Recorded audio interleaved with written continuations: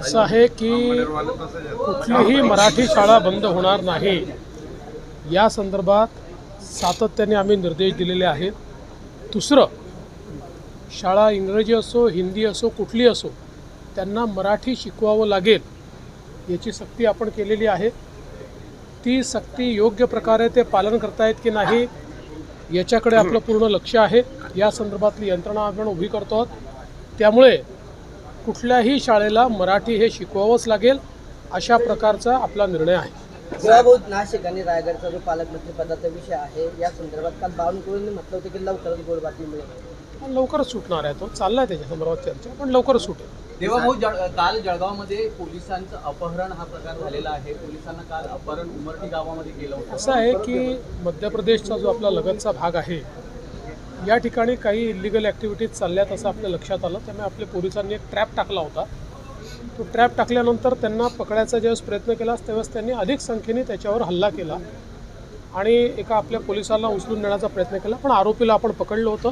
मध्य प्रदेश पोलिसांच्या मदतीने आपण पोलिसही आपला सोडवलेला आहे आणि आपण मध्य प्रदेश पोलिसांना हे सांगितलेलं आहे की अशा प्रकारे इलिगल ॲक्टिव्हिटी तुमच्याकडे होत आहेत आणि त्याचा परिणाम आमच्यावरही, शेवटी ते जे काही शस्त्रबिस्त्र बनतात ते आपल्याकडे देखील येतात। त्यामुळे त्या संदर्भात कोऑर्डिनेशन करण्याचा प्रयत्न चालला। धनंजय मुंडेंनी सुरेश दसांच्या भेटीवरून राजकारण आपल्याला आता दसांच्या भूमिकेवरही संशय व्यक्त केला जात आहे। असं आहे की कोण कोणाला भेटलं याच्यावर जर अशा प्रकारे राजकारण होत असेल तर लोकशाहीमध्ये ते योग्य नाही आहे।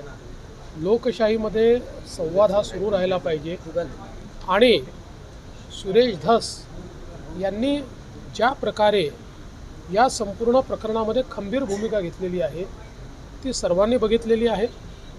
पण ही खंबीर भूमिका घेत असताना त्या माध्यमातून संवादच तोडून टाकायचा अशा प्रकारचं करण्याची आवश्यकता नाही आहे। शेवटी धनंजय मुंडे हे देखील राज्याचे मंत्री आहेत। एखाद्या आमदार एखाद्या मंत्र्याला भेटला तर त्यांनी कुठलाही फरक पडत नाही। शेवटी सुरेश धसांनी देखील हे सांगितलेलं आहे की भेट घेतली तरी हेतू एकच आहे की कुठल्याही परिस्थितीत या ठिकाणी सरपंच देशमुख यांच्या मारेकऱ्यांना शिक्षा झाली पाहिजे हा हेतू घेऊन ते काम करत आहेत। आता काही लोकांना ते पुढाकार का घेत आहेत यामुळे पोटात दुखत आहे, त्यामुळे ते टीका करतात। 2 तास ईडी आमच्या हातात द्यावी शहा सुद्धा शिवसेनेत येतील असं राऊत म्हणतात। अरे मूर्खांना मी उत्तर देत नाही, तुम्हाला माहिती आहे तरी विचारता।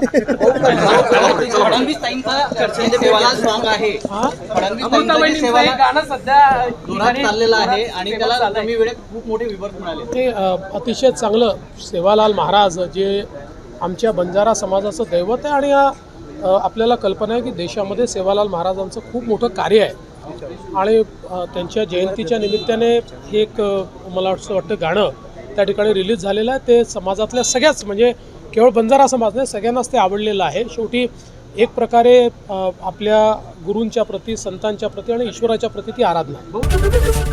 एबीपी माझा, उघडा डोळे बघा नीट।